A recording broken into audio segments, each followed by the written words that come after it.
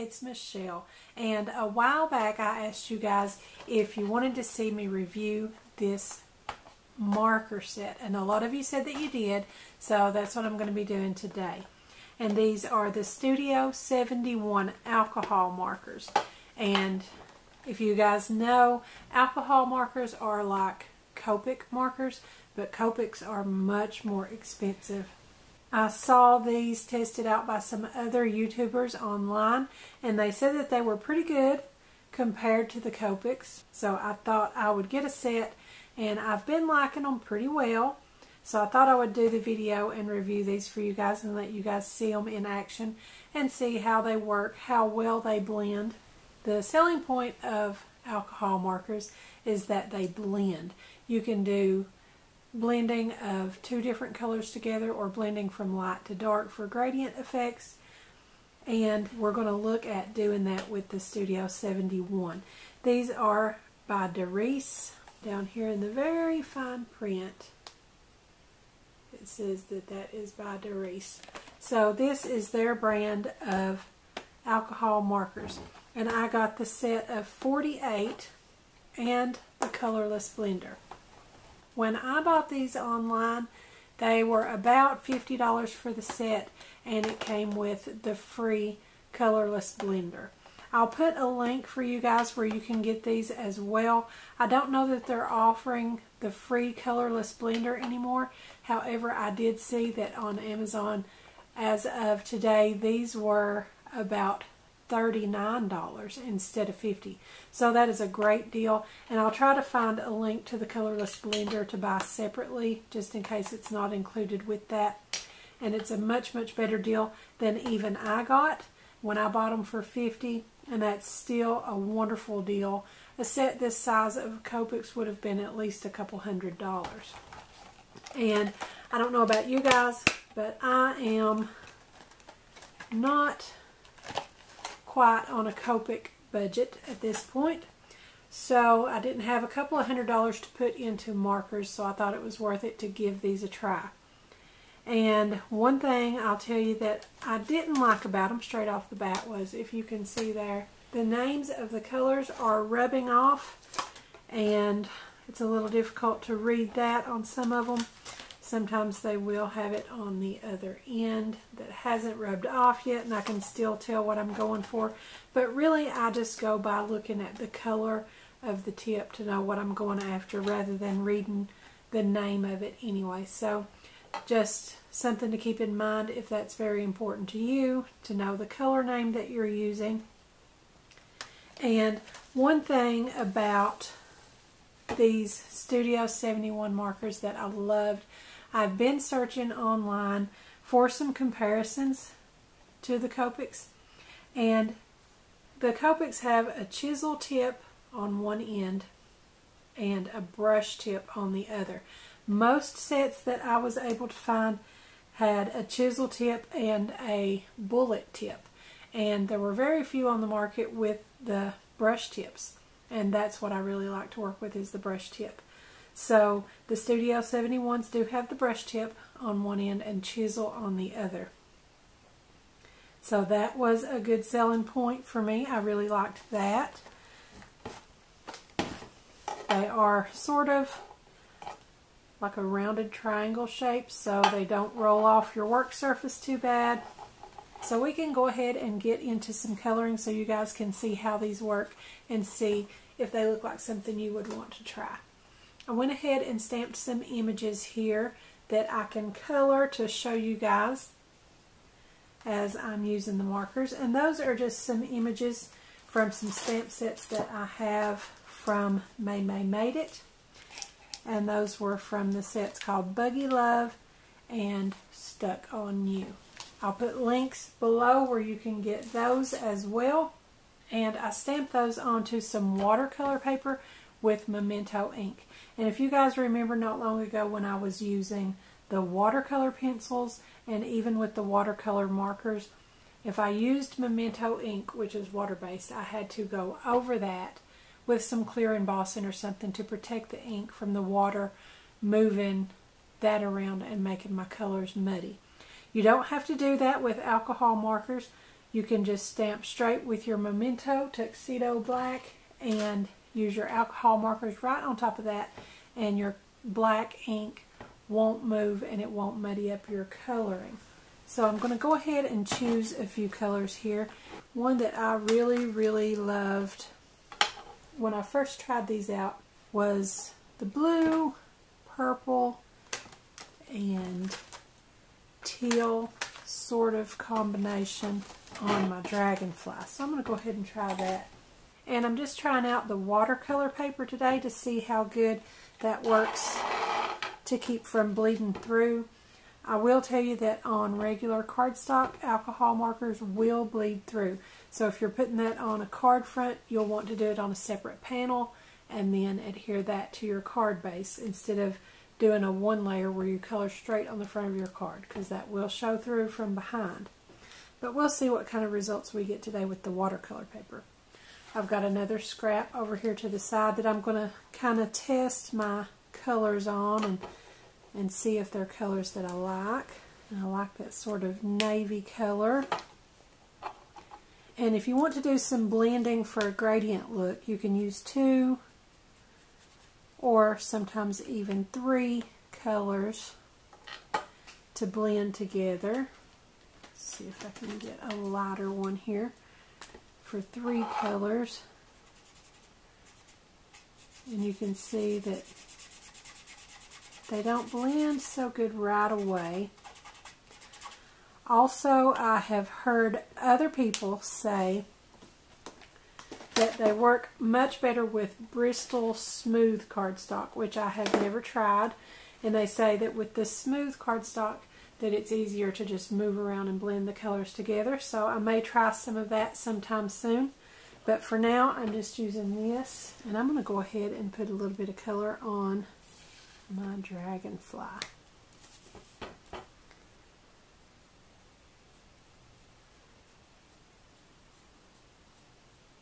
And I try to use a very light touch with these alcohol markers, because if you get your paper very saturated, it will bleed out and go beyond the lines of your image there.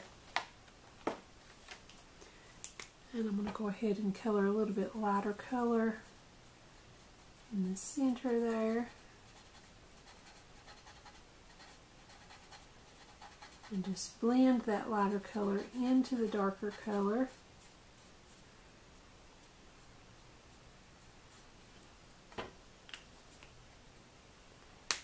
And you can see then how that gave a little bit of a gradient look. And you can keep coming back in until you're happy with that. But like I said, be careful so that you don't get your paper too saturated with the alcohol ink. Because if you do that, it will bleed outside the lines on you. And I think that way I've got a dark look to his head with a little bit lighter straight at the front of his face. And if you want it even lighter, you can take your Colorless blender and just go over a spot. And be careful with it. Just do it just a touch and then back off and leave it. You will see that work and start to lighten a little bit after you've stopped. And for the body, I'm going to try to blend a couple of purples. So I think I'm going to go ahead and go over the whole thing with my lighter purple. If you have some of that ink on there to start with, it's easier for your darker color to blend into that. So I'm going to take my darker purple, royal purple. I guess I should be telling you guys these colors. And put a little bit of that darker color just on the top, not all the way down. And I'm going to come back with my lighter color again and blend that in. Now I'm going to take my sapphire blue and come down one side, sort of for shading, and taper that in, and then the light purple again. which is lavender. And again, if you want to make a lighter area for highlight, just bring in that colorless blender. Also, you can see here that it bled outside the lines a little bit. You can sometimes kind of take the colorless blender and use it as an eraser. What it's really going to do is the clear alcohol ink in there is just going to push the ink that you've got out of place. So I try to push it toward back into the body of my dragonfly there. And you can see that it took that away. It's just a wet spot there, and now when that dries it'll look good. And I might take that back over the whole thing too to lighten it. And now I'm going to do sort of a teal color on the wings. Let's see which one I want to use here. I think actually those blend pretty well together. So I'm going to bring the darker one along the underside of the wings.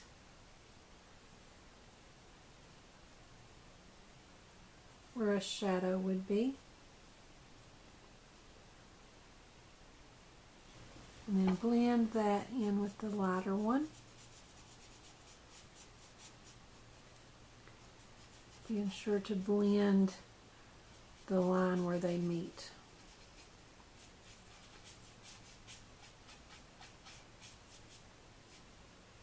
And again, I'm going to use my colorless blender to lighten for a highlight at the top.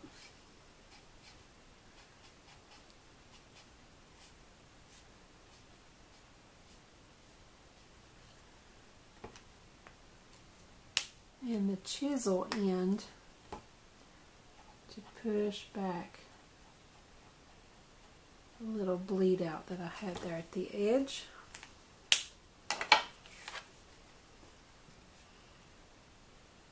And there is our dragonfly. I think he's really cute. Okay, I'm going to put these up, and I want to show you all how to do some shadows and highlights on my planter here with my aloe plant in it. And I'm using praline, sort of a terracotta color a little bit. And let's see, light peach might be a little bit too light. We'll try tangerine, a little bit of an orangey look for the highlighted areas, and a darker brown for some shadow. So I like to go through all my range of colors and back again. So I'm going to bring my shadow in here. And keep in mind that I am just learning for the first time how to use alcohol markers. A lot of people do it differently. I've watched a lot of YouTubers that do it a lot different than I do. But I just played around with them to see what was comfortable for me. And I went with that.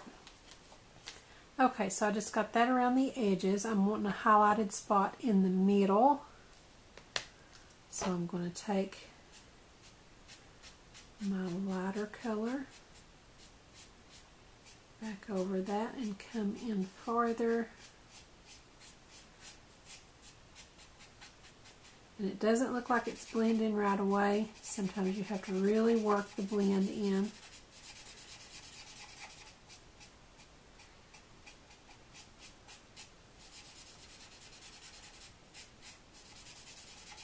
And really kind of scrub those colors together.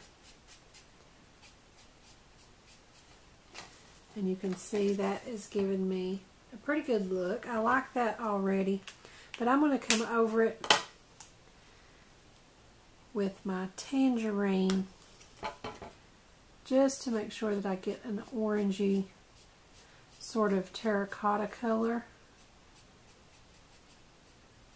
And that will just blend right into my other colors.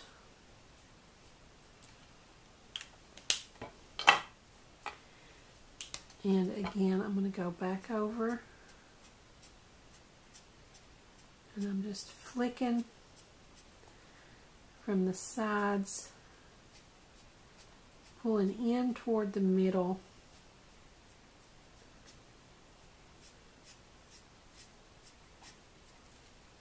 And I got just enough of that orangey color in there to give it that terracotta sort of hue. And then I'm just going to take my praline and scrub all that together to blend like I did the first time.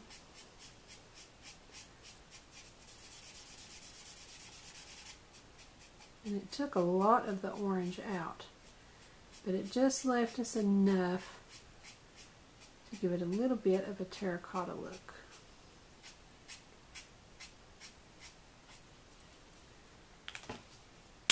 And to help it blend to a lighter color toward the middle. And again, if you want even more highlight, you can come in with that colorless blender and just fade another spot in the middle. And that will lighten up in just a second. And I really, really love how you can get such a gradient of colors. Now I'm going to try some greens. We're going to use sage for our darker color and probably spearmint green for the lighter color. And I'm just going to put my lighter color toward the top of my aloe plant here.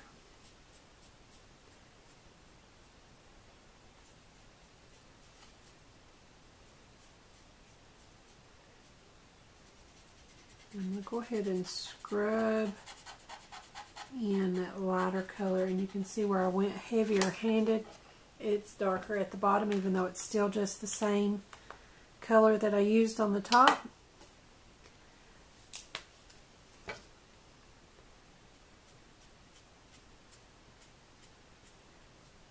I'm going to just flick some of the darker color up from the bottom. And then come back in again with my lighter one and blend those together.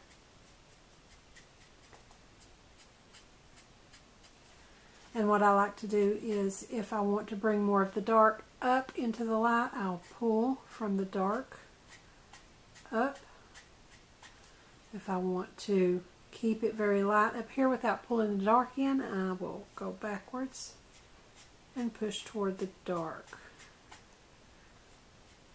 And you can see that one has a lighter look just from doing that.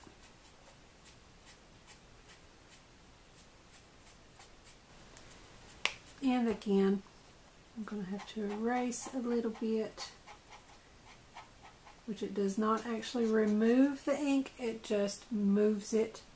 So you want to push back toward some of the colored area, and it'll move your colored ink back into there. Like I said, you have to be careful about that bleed out, because once that ink completely saturates the paper, it's really got no other choice. It's got to go somewhere. So, and again, I'm just taking my colorless blender to really lighten up the tips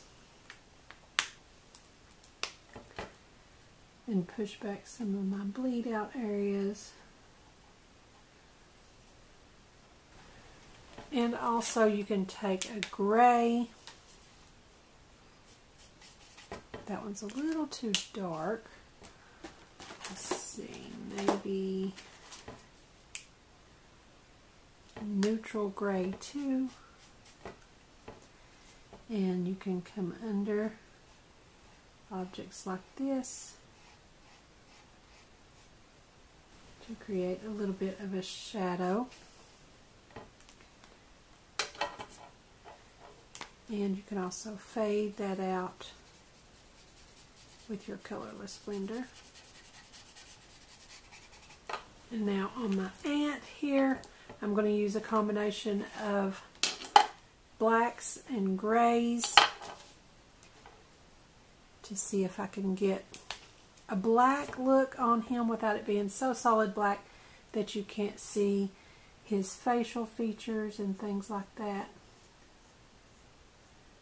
So I'm going to try to do his face the way I did on the dragonfly. And take that darker color around the edges and blend it with a lighter color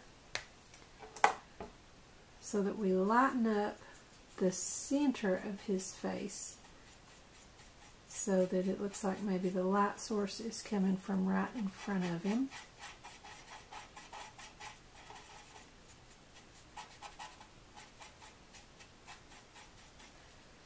And I think those are too far apart, so we'll try this medium gray here. Cool Gray 9.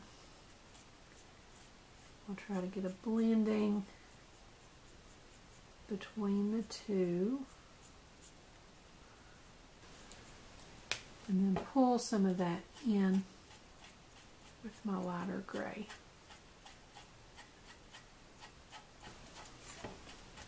And that is bleeding out quite a bit.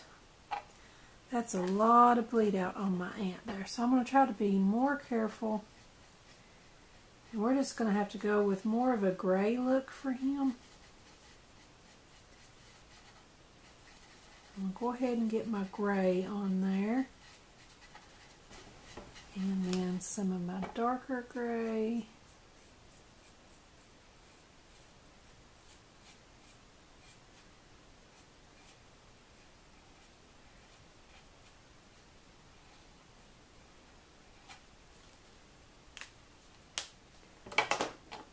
Blend that out.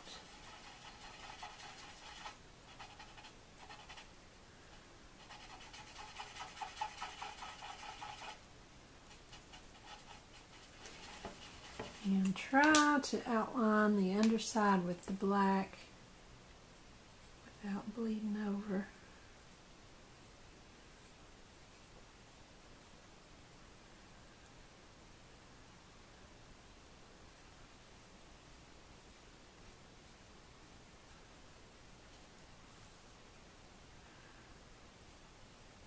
Back with my darker gray.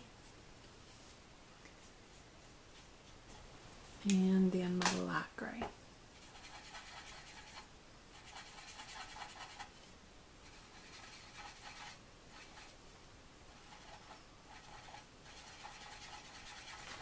Not too bad on his body, but you can see that bleed out happened really, really bad around his head there.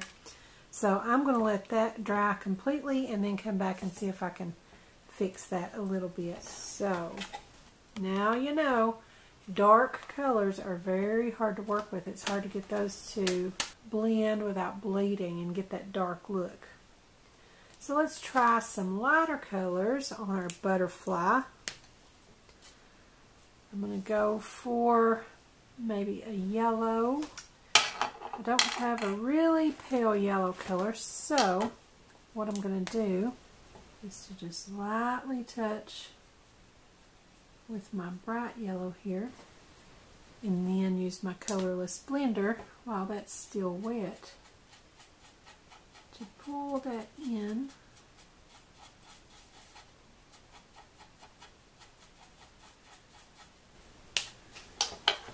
And it takes on sort of a clear look when it's saturated with that colorless blender.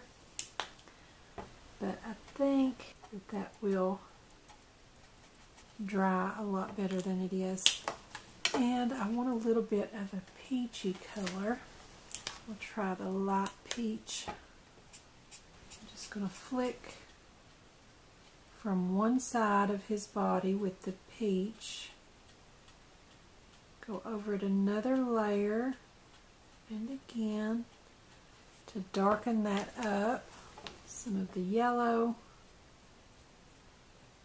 on the side, blend that in with it. and lighten it with the Colorless blender. And now for a little bit of pink. I'm not sure what color this is. It's rubbed off of both ends, but it's the lightest pink in the pack. And then I'm going to shadow that with some Coral Reef. And I'm just going to color in the lighter pink all in the butterfly's wings.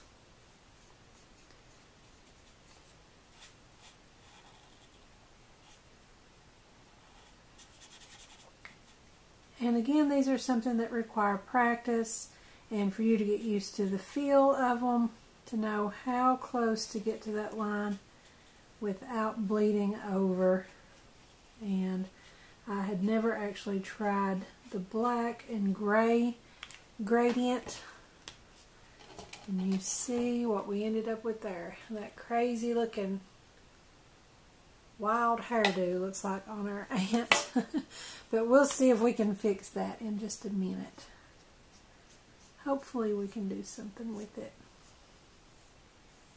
I'm going to bring my darker color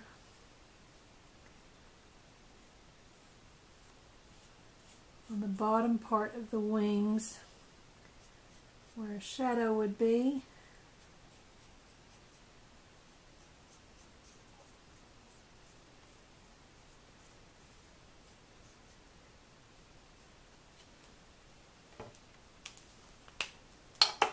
And then back again with my lighter pink to blend some of that out.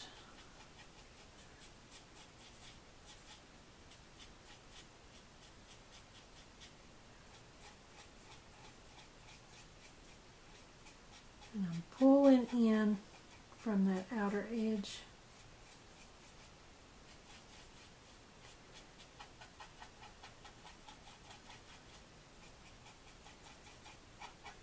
And I think that's some pretty good blending on the butterfly wings. I think those are very pretty, actually.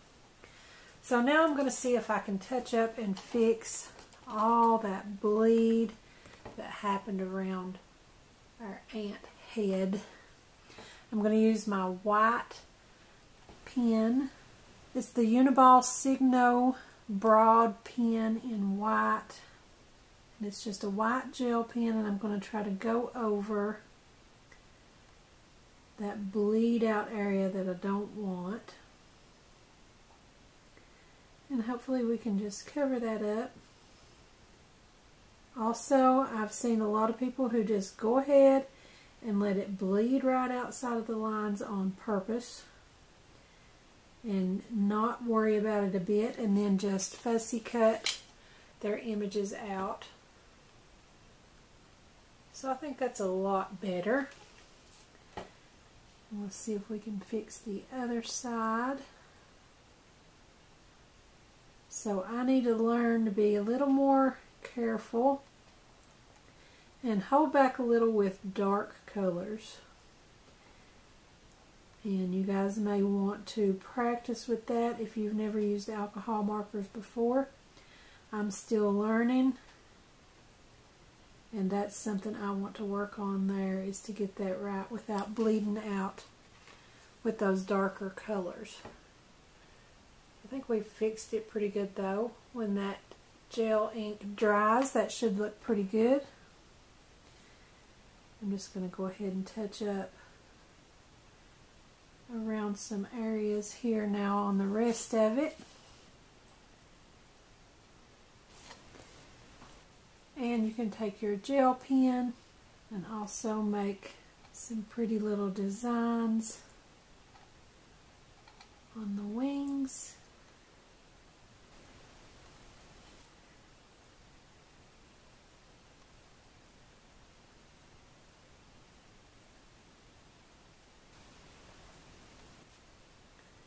And that is so pretty.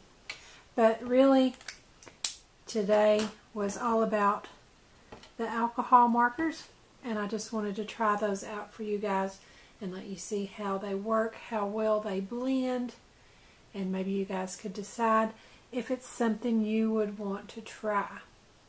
I'm really liking them. I've never used Copics before. Like I said, I'm not really on a Copic budget, but I'm really happy with these so far. I'm not really sure how they compare if you have used Copics, but I like them so far. You have to work with them a little bit to get that blending right, and I just love the way those alcohol inks allow you to do color blending and gradient looks. I think it is beautiful. So you guys be sure to leave a comment below and let me know what you think of the alcohol markers. Let me know if you decide to give them a try. I think they are just beautiful. And here are some more images that I colored before when I was practicing. And I will leave some close-ups of all of these at the end for you guys so you can get a closer look at what these markers really do. Don't forget to subscribe to my YouTube channel. Give me a like over on my Facebook page, and be sure to join our Facebook group, Crafty Minds. Also follow me on Pinterest and Instagram, and don't forget to visit my blog. I'll put the links to everything in the description below, so be sure and check them out. Thanks for watching. I'll see you next time.